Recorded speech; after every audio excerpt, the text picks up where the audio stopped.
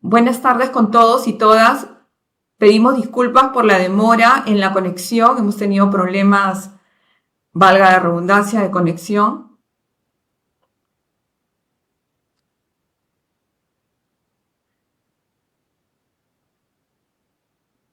El día de hoy estamos reunidos en la Semana Internacional de los Archivos para poder presentar el proyecto Ars Ligatoria Pro Deus, que es un proyecto que estamos haciendo en conjunto con el Archivo Arquidiocesano de San José. El día de hoy me acompañan el jefe del Archivo Histórico Arquidiocesano de San José, el señor Pablo Durán Vaquerizo, y el señor David Fernández Vilanova, encargado del área de procesos archivísticos del Archivo Arzobispal de Lima. Buenas tardes, David y Pablo. Muy buenas tardes. Buenas tardes. Buenas tardes, compartir. ¿cómo están? Buenas tardes. Voy a compartir la pantalla mientras voy explicando cómo surge este proyecto.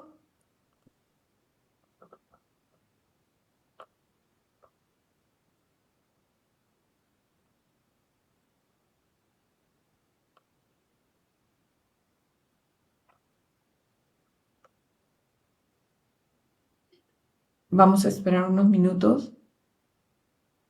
Sí, bueno, este proyecto surge por una iniciativa de nuestro colega Pablo Durán, quien se encuentra haciendo un trabajo sobre encuadernaciones, entre otras cosas, y en comunicación con nosotros, pues surge esta idea de hacer este trabajo comparativo entre nuestros archivos, para ver el tipo de encuadernación, los procesos que han habido a través de esta encuadernación de los libros sacramentales, para ser más precisos, de bautizo de dos parroquias, una de San José y otra de aquí de Lima. Entonces le doy la palabra a nuestros colegas, a Pablo, para que podamos iniciar con la presentación. De acuerdo, Kelly. Muy buenas tardes a todos. Efectivamente, pues nosotros ya llevamos un tiempo, el Archivo Arzobispal de Lima y el Archivo Histórico Arquidiocesano de San José, estudiando de forma conjunta las encuadernaciones de los libros de archivo que tenemos en ambos centros archivísticos, ¿verdad? Y hemos decidido trabajar con los libros sacramentales, centrándonos en este momento en la época de los siglos XVI al XVIII, ¿verdad? Trabajar con los libros sacramentales e iniciar con los libros de bautismos. Si quiere, Kelly, pasamos a la siguiente. Exacto. Entonces,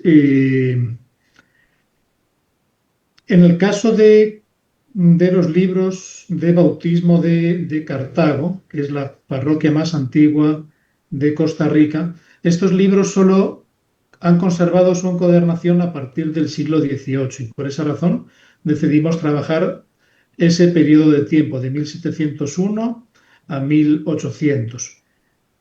De ese periodo, la parroquia de Cartago, que se llamó Parroquia de Santiago Apóstol, conserva 16 libros, de los cuales la mayor parte ha conservado su encuadernación de forma íntegra o parcial, ¿verdad?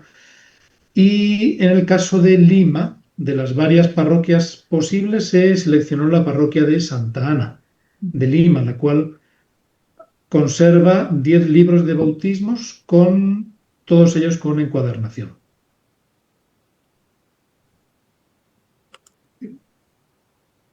Muy bien. Junto al análisis de las encuadernaciones, hemos realizado también una búsqueda bibliográfica para conocer los distintos países hispanoamericanos qué trabajos se han realizado, qué estudios se han realizado sobre este mismo tema. Y hemos obtenido algunas conclusiones generales de la consulta de esta bibliografía. En primer lugar, hemos visto que hay una preferencia, un predominio de los estudios sobre encuadernaciones con valor artístico en detrimento de lo que a nosotros nos ha interesado más, que son las encuadernaciones más funcionales de los libros de archivo. Hemos localizado estudios interesantes en España y México sobre esta temática, sobre libros de archivo, realmente menos en otros países. Y los autores de estos estudios, tanto en España como en México, son especialistas en conservación y restauración. En el caso de México también, especialistas en el área universitaria de bibliotecología.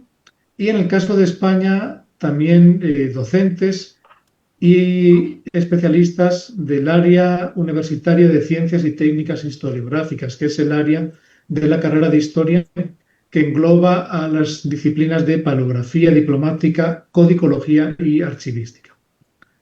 Y finalmente, algunos de estos autores insisten en algo que también nos ha interesado a nosotros, y es que el valor informativo del libro, del documento, no es exclusivamente el contenido, el texto del libro, sino que también incluye sus elementos materiales y concretamente su encuadernación.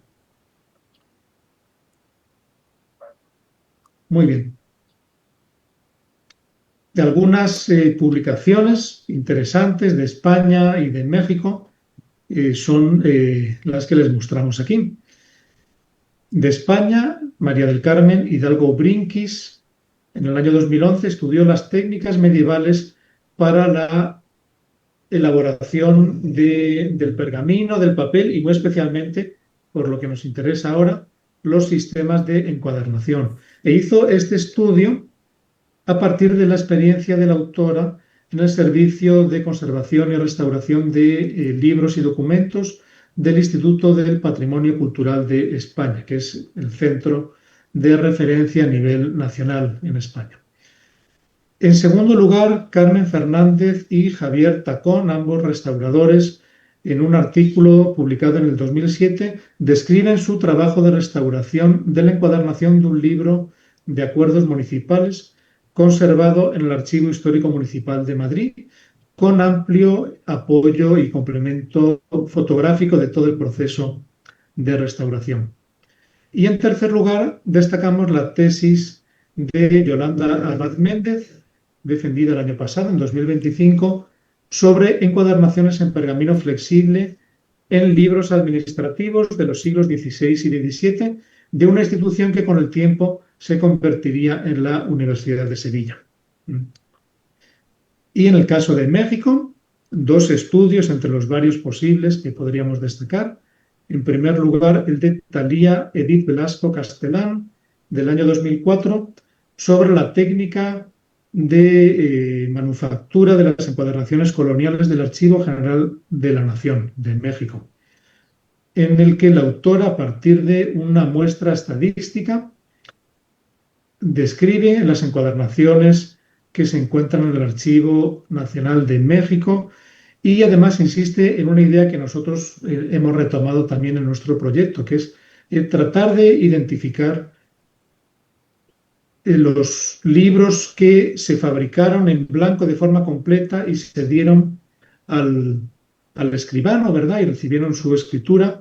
Y también, por otro lado, los libros que más bien primero se escribieron y posteriormente recibieron su encuadernación. Y eso es interesante porque este segundo grupo de libros que se encuadernaron después de recibir la escritura son libros que tuvieron que encuadernarse de forma local, ¿verdad? Y por tanto nos habla de la existencia de un artesanado que tenía estos conocimientos de encuadernación.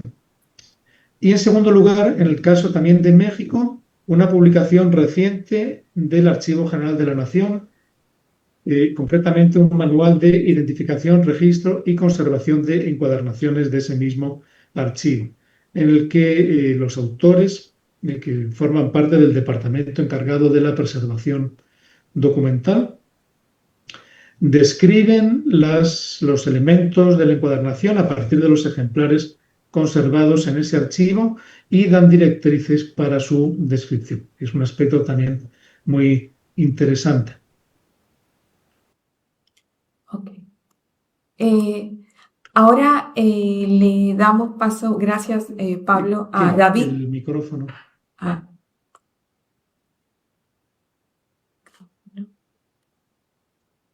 Perdón, Eso es. disculpen. Sí, le damos paso ahora a David para continuar. Esta va a ser una presentación alternante en la que Pablo y David, bueno, y yo vamos a ir presentándoles las diferentes partes del proyecto, pero sobre todo Pablo y David, que son quienes han ejecutado el proyecto. David, por favor, adelante. Ok, muy bien, muchas gracias. Bien, entonces a continuación lo que vamos a comentar es la ficha de análisis que se ha utilizado para realizar el estudio el análisis de los libros.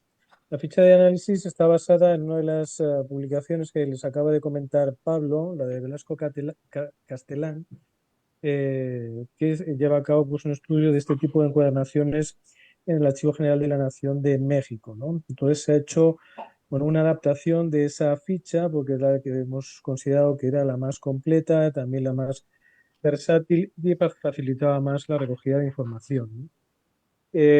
Como vemos a continuación, la ficha tiene 6 apartados. Obviamente el que tiene mayor cantidad de ítems es el que está dedicado a la encuadernación porque es el objeto de estudio, pero también hay otros apartados recogen los datos generales del libro, el estado de conservación, observaciones, notas y el registro fotográfico. Vamos a ver ahora rápidamente cada uno de estos apartados. La siguiente diapositiva, por favor. El contenido de cada uno de estos apartados. Siguiente diapositiva, por favor. Ahí está. Bien, acá en esta primera diapositiva de la ficha pueden ver el apartado de los datos generales, donde recoge el título del libro, que bueno, en este caso pues generalmente todos suelen ser parecidos, ¿no? El libro Bautismos de la parroquia, tal, del año tal.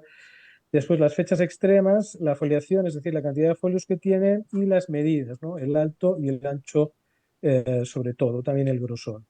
Siguiente, por favor.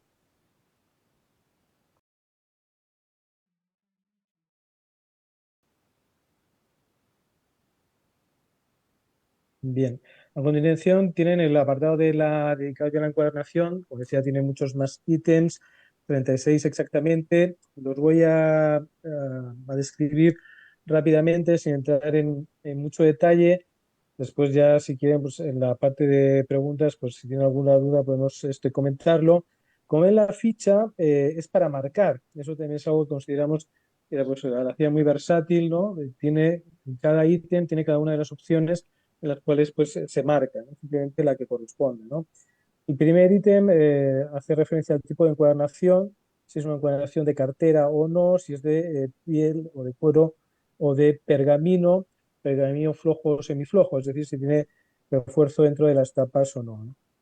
El segundo ítem hace referencia al material de cubierta, como les digo, pues normalmente cuero o pergamino.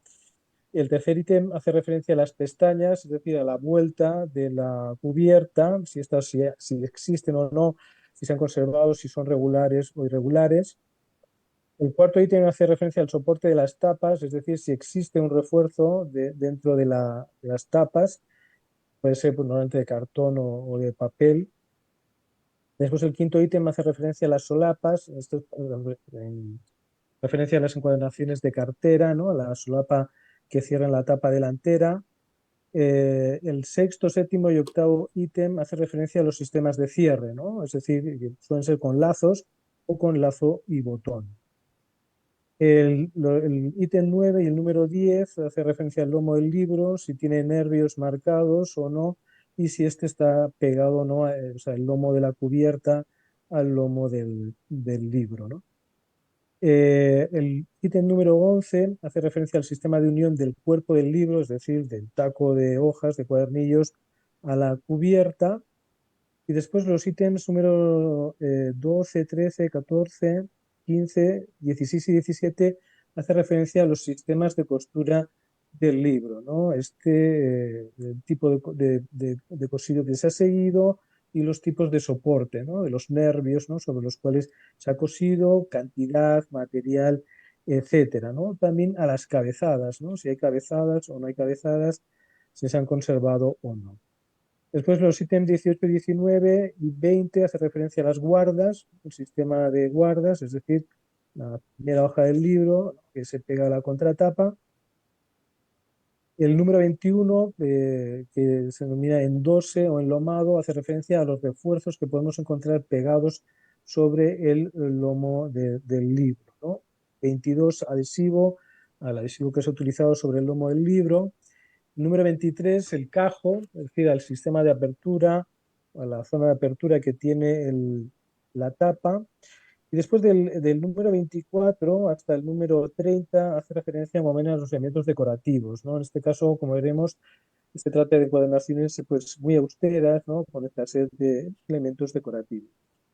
Y después ya el resto de ítems, desde el 31 hasta el 36, hace referencia al cuerpo del libro, es decir, a las hojas que lo forman, ¿no? El sistema de cuadernillos, si tiene o no, cuántos cuadernillos, cantidad de hojas por cuadernillo, etc. Bien, después ya quedan los otros apartados, como digo, mucho más breves, ¿no? El estado de conservación tiene menos ítems porque, como decía, pues, no es el objeto principal de este estudio. Pero bueno, se hace referencia al estado de conservación de la cubierta, la costura, las cabezadas, el sistema de unión del cuerpo del libro con la cubierta, al propio cuerpo del libro y a los sistemas de cierre, ¿no? Recoge someramente pues, cuál es su estado de conservación, ¿no? Después del cuarto apartado, observaciones, se recogen algunos elementos que nos encaminan ya de alguna manera a responder, ¿no? O a plantear algunas hipótesis respecto a lo que se había comentado antes Pablo, ¿no? Es decir, si se trata de preencuadernaciones o postencuadernaciones, es decir, encuadernaciones que han sido hechas antes de ser escrito el libro o encuadernaciones que han sido hechas después de haber sido escrito el libro, ¿no? Entonces, para ello, pues nos ayudan elementos como si se conservan folios en blanco o no, si las hojas son regulares o irregulares, etc. Finalmente ya el apartado de notas, ahí donde se plantea esta hipótesis, ¿no? A través de estas cuestiones que se han planteado, si consideramos, ¿no? Inicialmente que haya sido una preencuadernación, una postencuadernación, ¿no? Observaciones, ¿no? Recogemos cualquier cuestión que no se quede reflejada en los apartados anteriores y a continuación tenemos ya el registro fotográfico. Siguiente diapositiva, por favor. El registro fotográfico estamos utilizando el mismo Excel que permite la posibilidad de insertar imágenes en las celdas, ¿no? Entonces, este registro pues, se recogen las imágenes que consideran pues, más representativas, ¿no? Del libro que estamos describiendo y el Excel, pues, como ven, nos permite ampliarla, ¿no? Y reducirla en la misma. Siguiente, por favor.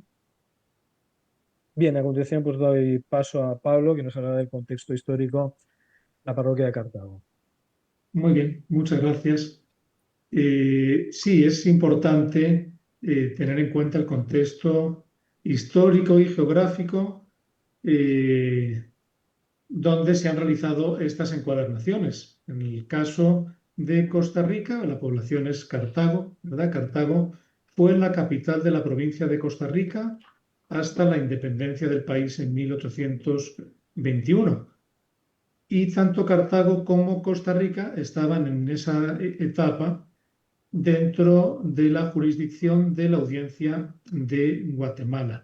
Y dentro de ese ámbito del Reino de Guatemala tuvieron quizás una nota, según destacan con frecuencia los documentos y los propios historiadores, una cierta nota de pobreza, de marginalidad, ¿verdad? Una zona un tanto alejada de los centros de poder. Y en lo eclesiástico, Cartago y Costa Rica formaron parte de la diócesis de Nicaragua y Costa Rica, cuya sede estaba en la ciudad de León de Nicaragua. Y en Cartago hacía de enlace con el obispo de León un vicario que normalmente era al mismo tiempo el párroco de Cartago, ¿verdad? Cartago fue una ciudad pequeña.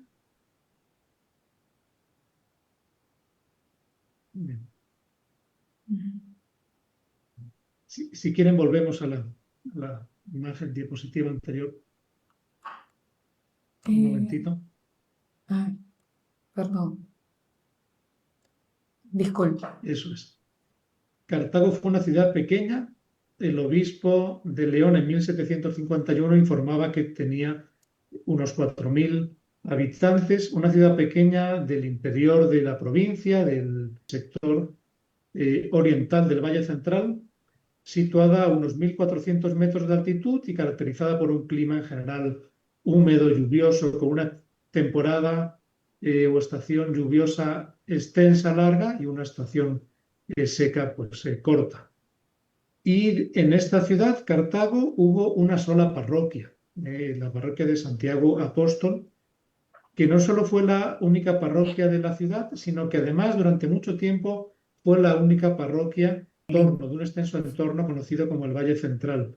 Ya en el siglo XVIII, precisamente en la época de nuestro estudio, en el sector occidental del Valle Central van apareciendo otras parroquias y otras poblaciones como San José, Heredia, Alajuela y hacia el final de este periodo Escazú, ¿verdad?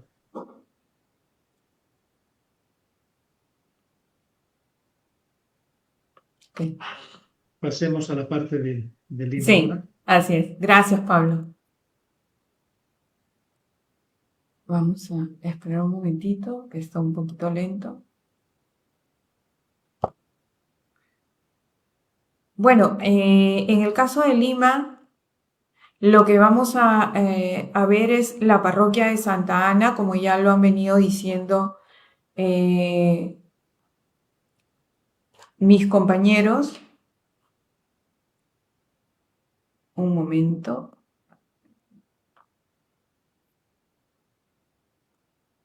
Ya está. La parroquia de Santa Ana que hemos escogido es una de las primeras parroquias que se funda en la ciudad de Lima. Lima es la capital del Virreinato del Perú y tiene una fundación se establece como virreinato en 1543 hasta 1821-24 que se da la independencia. Eclesiásticamente pertenece a la arquidiócesis de Lima. Primero fue la diócesis de Lima y luego la arquidiócesis de Lima, que tenía como sufragáneas, sabemos, desde Panamá hasta el actual Panamá, hasta el actual Chile, ¿no? Entonces tenía muchos obispados sufragáneos. La ciudad de Lima, según una de las descripciones del libro Descripción de Lima del siglo XVIII, tenía aproximadamente 51.767 almas o habitantes. En el caso de los censos no es muy pareja la información que podemos tener, ya que, como dicen muchos investigadores, el momento de hacer los censos muchas veces no se censaba a la gente, por ejemplo, a los religiosos, religiosas que estaban dentro de los conventos, o mucha gente no era censada porque tenían miedo a los impuestos. Entonces, esto es una cifra aproximada. Y la parroquia Santa Ana es la tercera parroquia que se va a fundar en la ciudad de Lima. En las afueras al sur de la ciudad de Lima, fue erigida a mediados del siglo XVI. Es una parroquia que está junto al Hospital de Indios de Santa Ana. Quien funda este hospital y esta parroquia es el primer arzobispo de Lima, Fray Jerónimo de Loaiza, quien funda el hospital con sus propios recursos económicos, y luego él va a ser enterrado dentro de la parroquia cuando fallece, porque fue su disposición, hasta luego que fue trasladado a la catedral. La parroquia de Santa Ana pasa por diferentes momentos en los que su población, los feligreses, van a disminuir, porque colindaba con la parroquia de Santiago Apóstol del Cercado, de la reducción de indios. Entonces, en el siglo XVIII, cuando expulsan a los jesuitas, se hace una nueva configuración del espacio territorial de ambas parroquias, y Santa Ana va a perder mucho en el espacio que se va a configurar del territorio de la ciudad. Más adelante, en 1790, sufre un incendio, Y lamentablemente en este incendio que van a desaparecer muchos de los libros parroquiales, sobre todo de la población indígena y afro que vivía, que estaba asentada en la parroquia. Los libros que asentaban a los españoles sobrevivieron en su mayoría porque fueron sacados una semana antes para ser llevados a otro ambiente en la catedral.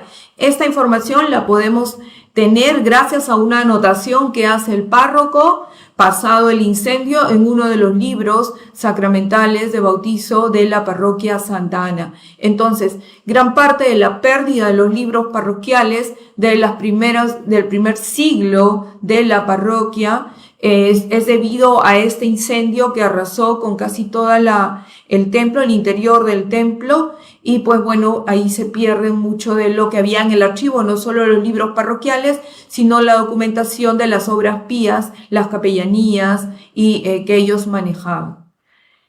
Ahora continuamos.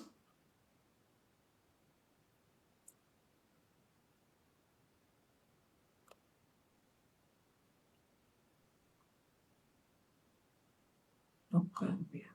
Sí, a continuación vamos a presentar ya lo que serían los resultados preliminares de este piloto, ¿no?, del estudio comparado de las encuadernaciones de estas dos parroquias, ¿no?, de Lima y de San José. Vamos a ir comentando, pues, a partir de los ítems que les he ido mostrando en la ficha, ¿no?, y cuáles han sido, pues, los resultados que hemos obtenido y las hipótesis, pues, que nos han permitido ir planteando, ¿no? En cuanto al tamaño de los libros, hemos visto que son libros semejantes, de un tamaño semejante, tanto en Lima como en Cartago, ¿no?, que tienen un promedio de unos 30 centímetros de alto por 21 centímetros de ancho, poco más, poco menos, ¿no? Pero estarían, digamos, en unas medidas regulares en ambos casos. Solamente en el caso de Lima, pues conservamos un ejemplar, ¿no?, que se sale de estas medidas promedio, ¿no?, que tiene 40 por 30 centímetros. En cuanto al tipo de encuadernación, en el caso de Lima hemos apreciado que la que predominan son las encuadernaciones en pergamino flojo, es decir, una cubierta de pergamino sin ningún refuerzo interior, ¿no? Y la forma de encuadernación es en forma de cartera con pestañas regulares, ¿no? Es decir, las vueltas de la cubierta son regulares, ¿no? Sin embargo, en el caso de Cartago, pues Pablo nos puede comentar algunas otras especificidades que han encontrado. Sí, en el caso de Cartago hay mayor variedad. Hemos visto que hay una mayor heterogeneidad en este y en otros aspectos.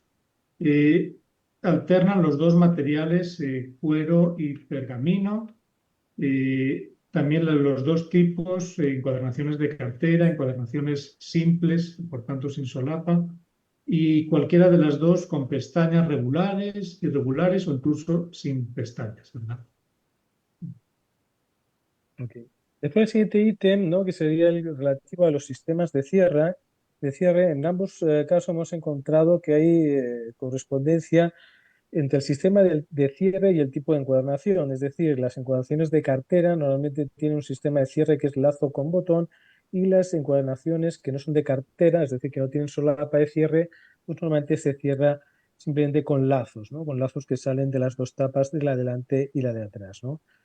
Por tanto, en el caso de Lima, al predominar la encuadernación tipo de cartera, pues lo que predomina el sistema de cierre es el de lazo-botón, con un solo botón o con dos lazos, y el material, ¿no?, de estos sistemas de cierre suele ser en cuero blanco.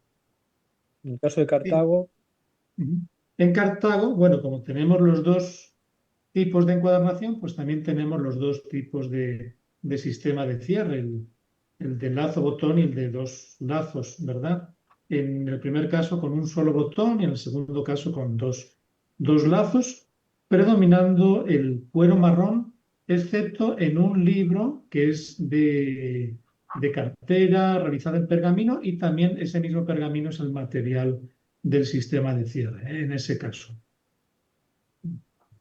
Y en cuanto al lomo del libro, en ambos casos es igual, ¿no? Se trata de lomos huecos, es decir, que no están pegados el lomo de la cubierta al lomo del libro y no tienen nervios marcados. Pero a continuación vamos a pasar a la siguiente diapositiva. Vamos a ir alternando el comentario de los diferentes ítems con fotografías para ilustrar esto que vamos comentando.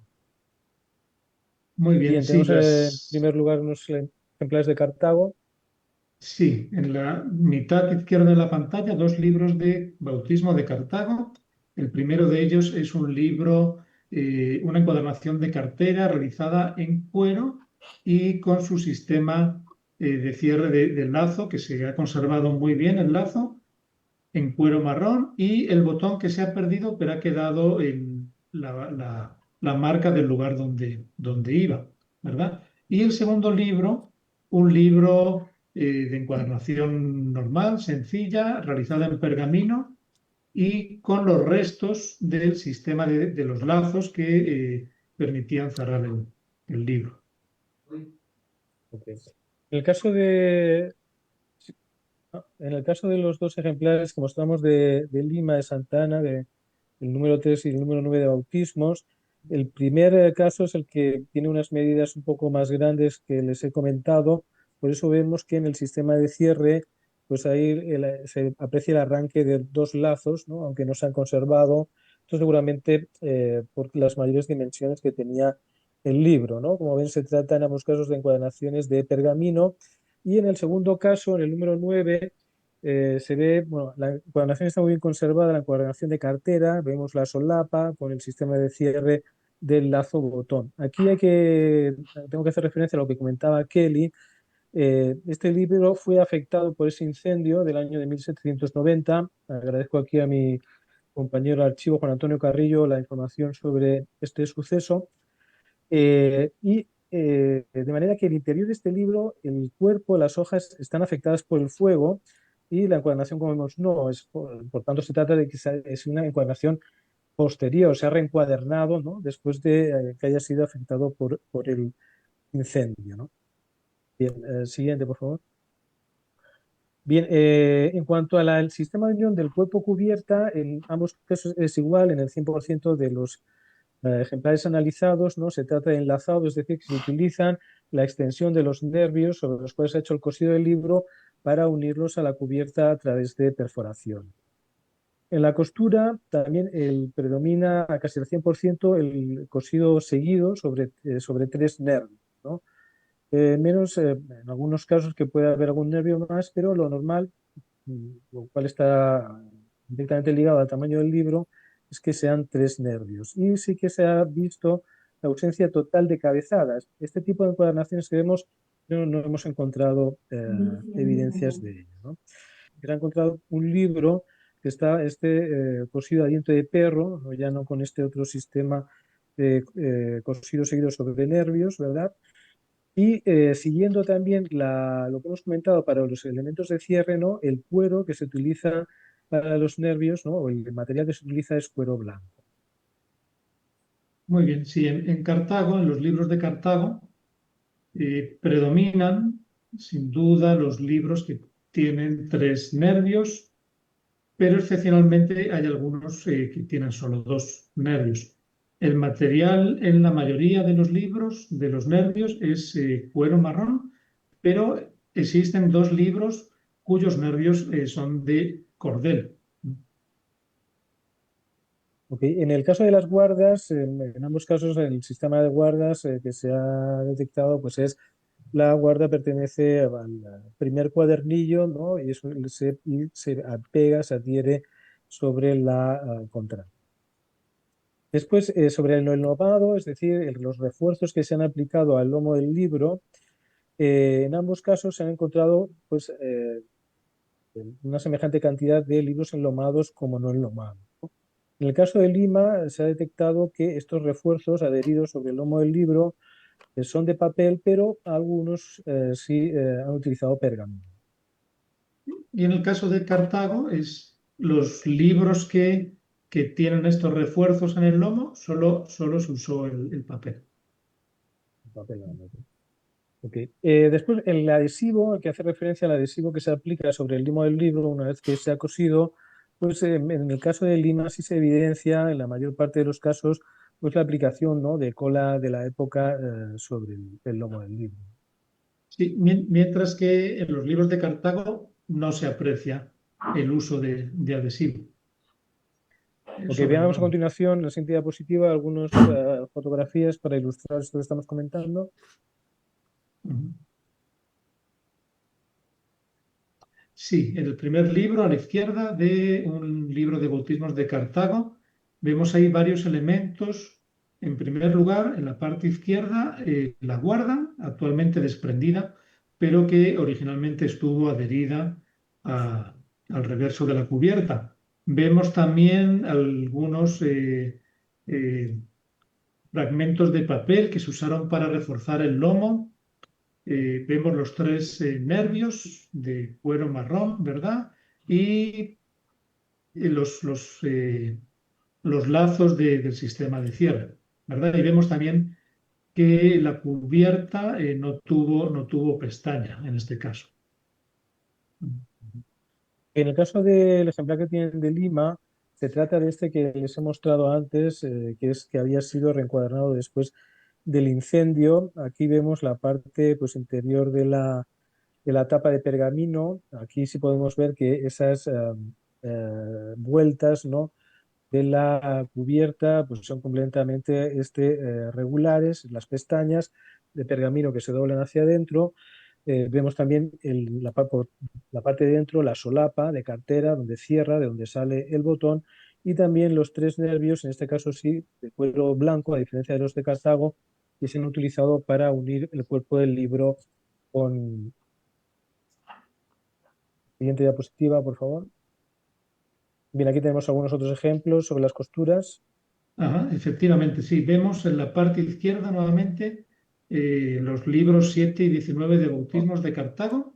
El primero de ellos vemos un detalle del lomo que me interesó incluirlo porque ahí se aprecian los nervios de cordel que se usaron en ese ejemplar. Mientras que en el de abajo vemos, en cambio, que se usaron dos nervios de cuero marrón, como habíamos comentado antes. En el caso de los dos ejemplares de Lima, pues podemos ver claramente el sistema de cosido sobre tres nervios. A los extremos se aprecian también las cadenetas, ¿no?, el elemento del sistema de cosido. Y bueno, lo que les comentaba también, la ausencia total de cabezadas o evidencias de que haya habido este cabezado. Ujú. Siguiente, por favor. Bien, sobre el cajo, que es, como digo, la parte donde hace de bisagra la tapa, donde permite la apertura la apertura y el cierre de la tapa. En ambos casos se ha detectado que el tamaño de los cajos es entre 5 y 10 milímetros, ¿no? En el caso de Lima, casi todos los libros tienen cajo, ¿no?, excepto un ejemplar, un 10%, que se ha encontrado sin cajo. Y en los libros de Cartago, muchos, un 40%, no tienen cajo, y los que tienen cajo, que son pues ligeramente un poquito más, normalmente tienen un cajo superior a los 5 milímetros, excepto un ejemplar en el que el cajo es inferior a esa medida, es un poquito más estrecho. Después, en cuanto a los elementos decorativos, como hemos comentado inicialmente, pues se trata de encuadernaciones, algo que sigue la línea, ¿no?, de este tipo de encuadernaciones austeras, ¿no?, con ausencia de elementos decorativos. En el caso de Lima, lo que se ha encontrado es que la tendencia general es que los libros tengan los títulos manuscritos sobre la portada del libro, sobre la carátula y en algunos casos también sobre el lomo. Como único elemento que se puede considerar decorativo, aunque casi es más identificativo, ¿no? Y solo hay un ejemplar en el que se ha encontrado el canto del libro manchado con color rojo, ¿no?, pintado. Sí, en los libros de Cartago, ciertamente los elementos ornamentales son sumamente modestos. Solo un ejemplar cuenta con un título manuscrito sobre la carátula y lo veremos ahora a continuación. Y también existe un ejemplar en el que los cantos, digamos que se decoraron con unas bandas azules. Ok, entonces en la siguiente diapositiva podemos ver algunas fotografías para ilustrar esto que estamos comentando. Ujú. Sí, ese es precisamente el libro de bautismos que mencionábamos ahora. Es el único libro cuya cubierta recibió un título, ¿verdad? Y recibió información. Y bien, si bien es cierto que la función principal de ese título es informativa, también se le dio un cierto carácter ornamental a la escritura, como vemos en algunos detalles de las letras. En el caso de Lima, igual tiene un ejemplar en el cual tiene pues el título del libro escrito sobre la portada, sobre la carátula del libro de pergamino, que como decía, en el caso de Lima sí viene siendo lo habitual, ¿no? Que encontremos el título escrito eh, sobre la portada del libro. Y en este caso concreto, en la fotografía que hay al costado, ¿no? Les muestro eso que les comentaba, ese ejemplar, ¿no? Que se ha encontrado con esos restos de pintura roja en el canto del libro, ¿no? Que ha sido la siguiente diapositiva, por favor. Bien, en la siguiente vamos a hablar de lo que sería el cuerpo del libro, es decir, del papel ya, ¿no? Del punto de papeles que forman el cuerpo del libro, el libro. En ambos casos, pues se ha encontrado que es manuscrito, ¿no? Escrito por ambas caras sobre papel de trapos, como es el papel de la época, ¿verdad? Hojas con filigranas, es decir, con las marcas de producción papelera y en su gran mayoría, pues organizadas en forma de cuadernillo. El número de cuadernillos en general, ¿no? En ambos casos oscila entre 11 y 20, aunque con algunas especificaciones, como veremos ahora, ¿no? Y algún ejemplar, como os digo, pues puede tener más o menos de ese número, pero en menor medida. Por ejemplo, en el caso de Lima, eh, encontramos un libro que está formado no por cuadernillos, sino por hojas sueltas, que es este que les comentaba, esta excepción que se ha encontrado cosido a diente de perro, ¿no? Pero por lo general son libros formados por cuadernillos en un número entre 11 y 15, y cada uno de estos cuadernillos, pues en su mayoría está constituido por un número de 14 o más. Entonces presentan, digamos, regularidad, ¿no? En esta formación del cuerpo del libro en el caso del libro. Y los libros de Cartago, en cambio, en estos aspectos vuelven a ser un poco más heterogéneos. Predominan los libros formados por entre 15 a 20 cuadernillos, que a su vez tienen entre 10 a 12 hojas, pero se da cierta o bastante variabilidad en estos aspectos. E incluso existen algunos ejemplares que han combinado cuadernillos con hojas sueltas. Ok, podemos ver algunas fotografías que ilustran esto que estamos comentando. Sí, estas fotografías son de 3 libros de bautismos de Cartago, ¿verdad? Vemos ya en el interior del libro el, el empleo de portadas con información, con el resumen del libro y, y en ellas y en otras partes del libro algunos elementos ornamentales que se dieron, ¿verdad? Tanto en las portadas como al inicio del año o del mes, ¿verdad? Pero realmente las portadas sí, los libros de Cartago, pues sí tuvieron muchos de ellos estas portadas internas con algo de información del libro, pero luego ya lo que son las partidas, los elementos ornamentales que estamos viendo aquí en las imágenes son realmente excepcionales. Tenemos la siguiente diapositiva, el caso de los de Lima. Aquí se muestran dos ejemplares, el número 4 y el número 9 de los libros de bautismos de Santana de Lima. En primer lugar, como pueden apreciar, están los restos de una de estas portadas internas, una carátula. En la mayor parte de los libros de Lima no se ha conservado o no la hubo, ¿no? Podríamos decir, viendo esta evidencia, que a lo mejor probablemente es que no se haya conservado porque bueno, ha estado a punto de perderse, ¿no? Que nos queda una evidencia, ¿no? Después, bueno, en este libro podemos ver también pues la parte, la guarda pegada sobre la contratapa, también la solapa, también ya parcialmente desprendida de la encuadernación de cantera. La otra fotografía, en el número 9, se trata de nuevo de este libro que les había comentado que había sido afectado por el incendio al que hemos hecho referencia, y como pueden ver, el borde del libro pues ya muestra la afectación por el fuego, ¿no? Y sin embargo, como hemos visto, pues, posteriormente fue reencuadrado. Siguiente diapositiva, por favor. Bien, ya para ir concluyendo, otros elementos, ¿no?, que se han analizado ya en menor medida, como os habíamos comentado ya, fuera de las cuestiones específicas de la encuadernación, pues es el estado de conservación. En ambos casos se ha apreciado que la fractura, ¿no?, de los elementos de unión, los puntos de unión del cuerpo del libro con la cubierta, es decir, de los libros, y la mayor parte de las cubiertas pues se han soltado ya, ¿verdad? Y en el caso de Lima, como ya se comentó al principio, pues todos los casos han conservado en mejor o peor estado su cubierta de pergamino en todos los casos, ¿no? Y los principales deterioros que se han encontrado pues es la fractura, ¿no?, de la cubierta, de los libros, también por lo menos un 50%, afectación en muchos casos por tintas metaloácidas ya del papel, ¿verdad? Y también pues dobleces y suciedad.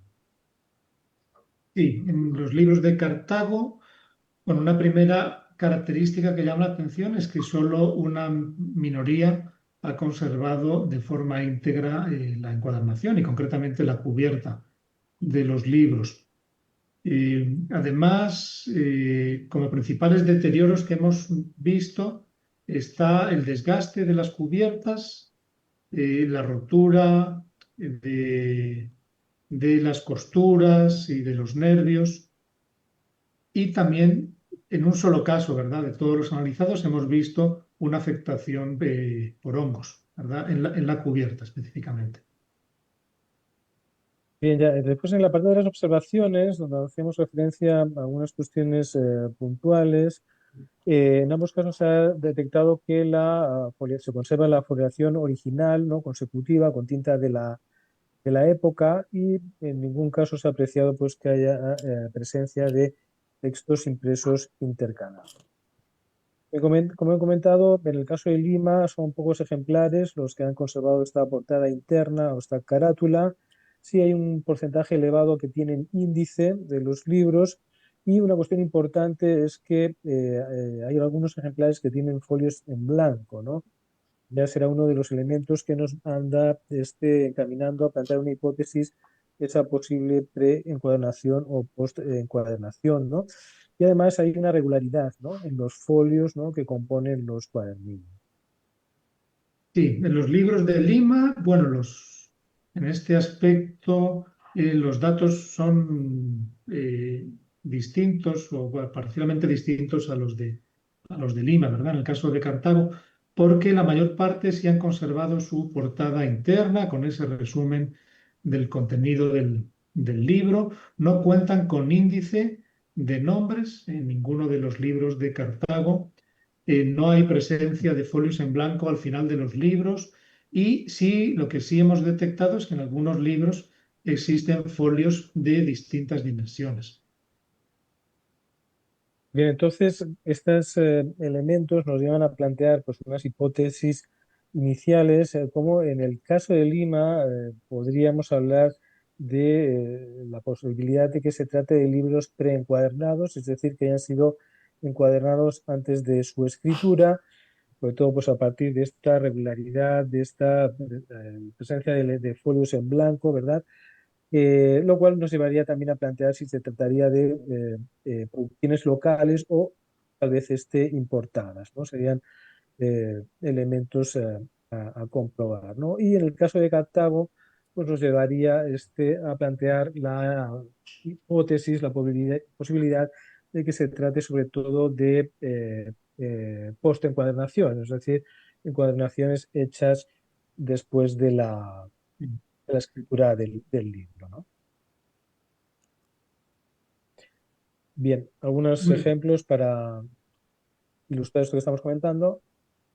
Sí, son dos imágenes de libros de Cartago.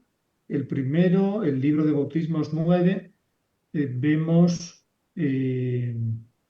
precisamente el reverso de la cubierta en pergamino afectada afectada por un hongo, ¿verdad? Vemos que esta sí tuvo pestaña, ¿verdad? Aparentemente irregular, tuvo tres nervios de cuero, su guarda, ¿verdad?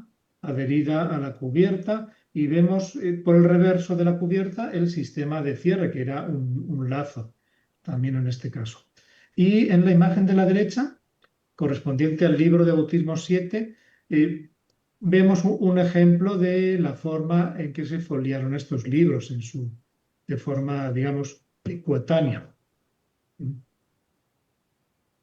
Ok, muy bien, la siguiente diapositiva. Bueno, aquí tenemos algunos ejemplares de Lima que nos muestran pues, esa fractura que ha habido del sistema de unión del cuerpo del libro con la cubierta. Es por eso que podemos ver, deja al descubierto el lomo del libro, ¿no? Porque se ha desprendido ya la cubierta. Vemos también deterioros, ¿no? Sobre todo producidos en el caso del número 3 por dobleces, ¿no? Intervenciones eh, no apropiadas, ¿no?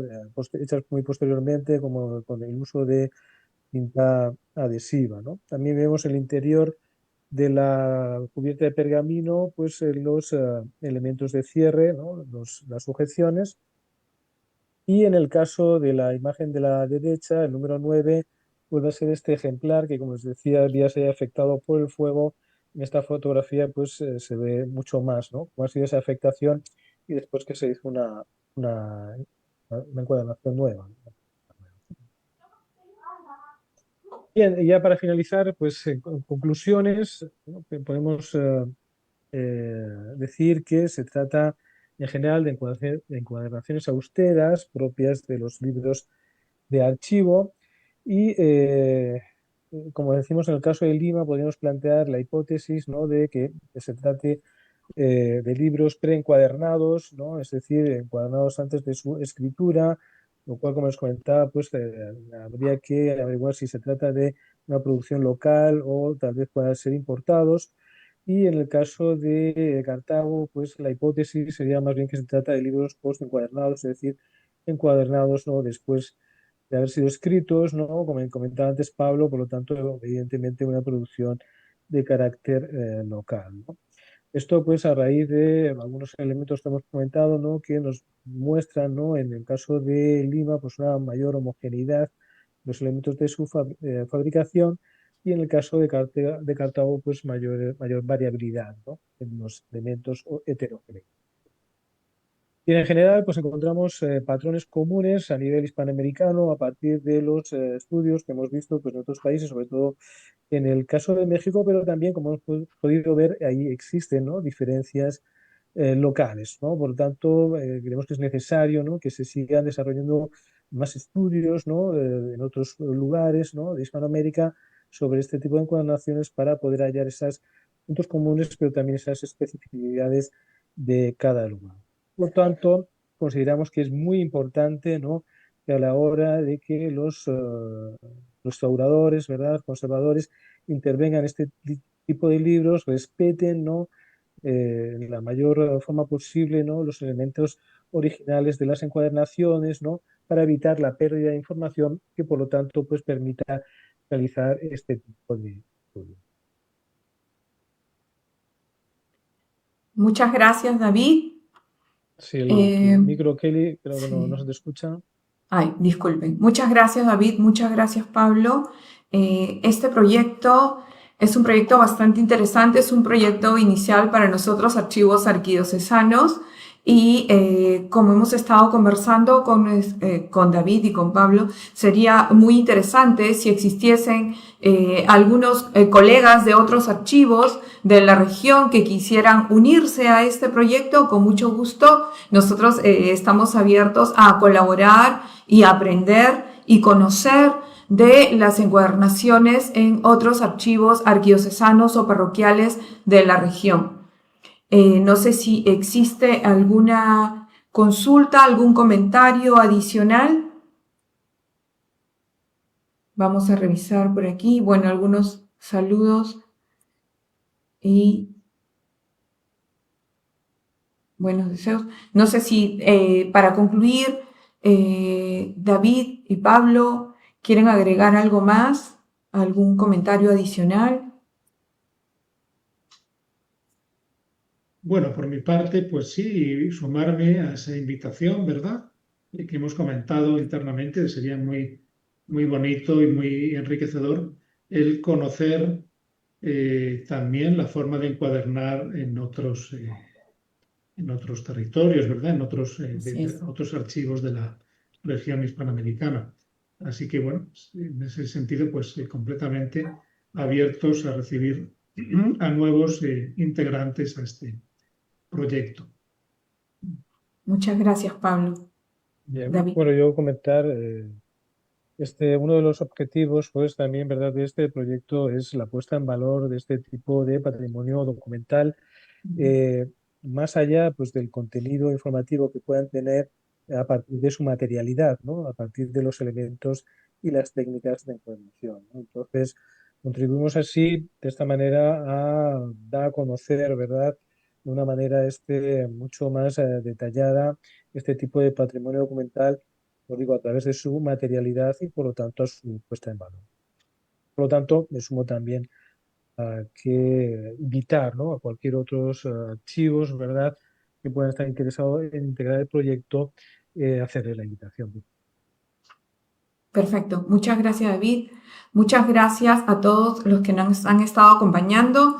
Lamentamos los problemas iniciales que tuvimos de conexión, pero van a poder ver, quienes quieran volver a revisar el video, va a estar colgado el video en la página institucionales, en el Facebook, y van a poder volverlo a ver. Para nosotros ha sido un gusto iniciar este primer trabajo colaborativo con nuestros compañeros, colegas del Archivo Histórico Arquidiocesano de San José. Muchas gracias, Pablo.